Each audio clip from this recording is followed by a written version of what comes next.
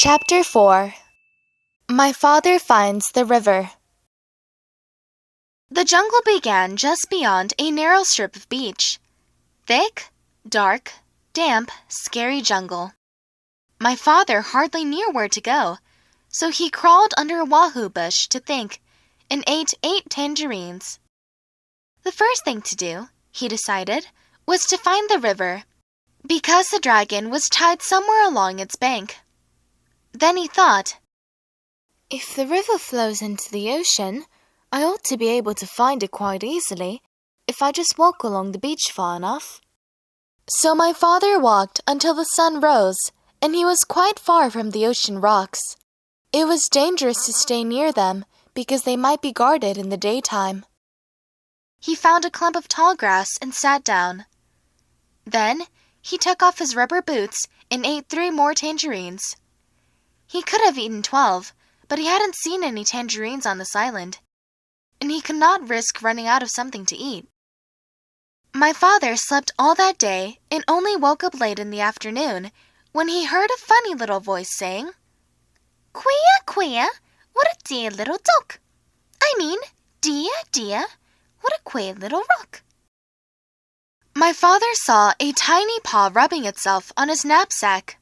He lay very still, and the mouse, for it was a mouse, hurried away muttering to itself, "I must smell Tum-Daddy. I must tell somebody." My father waited a few minutes and then started down the beach because it was almost dark now, and he was afraid the mouse really would tell somebody. He walked all night and 2 scary things happened.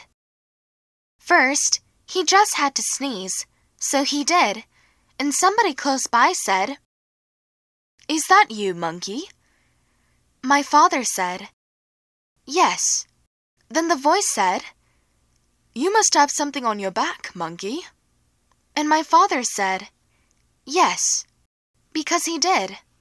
He had his knapsack on his back. "What do you have on your back, monkey?" asked the voice. My father didn't know what to say, because what would a monkey have on its back? And how would it sound telling someone about it if it did have something? Just then, another voice said, "I bet you're taking your sick grandmother to the doctor's." My father said yes and hurried on. Quite by accident, he found out later that he had been talking to a pair of tortoises. The second thing that happened was that he nearly walked right between 2 wild boars who were talking in low, solemn whispers. When he first saw the dark shapes, he thought they were boulders.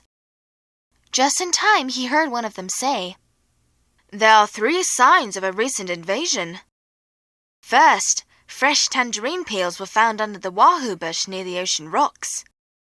Second, a mouse reported an extraordinary rock some distance from the ocean rocks, which upon further investigation simply wasn't there.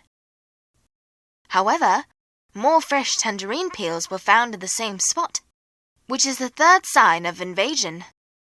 Since tangerines do not grow on our island, somebody must have brought them across the ocean rocks from the other island, which may or may not have something to do with the appearance and or disappearance of the extraordinary rock reported by the mouse." After a long silence, the other boer said, "You know, I think we're taking all this too seriously. Those peels probably floated over here all by themselves, and you know how unreliable mice are. Besides, if there had been an invasion, I would have seen it." "Perhaps you're right," said the first boer. "Shall we retire?" Whereupon they both trundled back into the jungle. Well, that taught my father a lesson, and after that, he saved all his tangerine peels. He walked all night and toward morning came to the river. Then his troubles really began.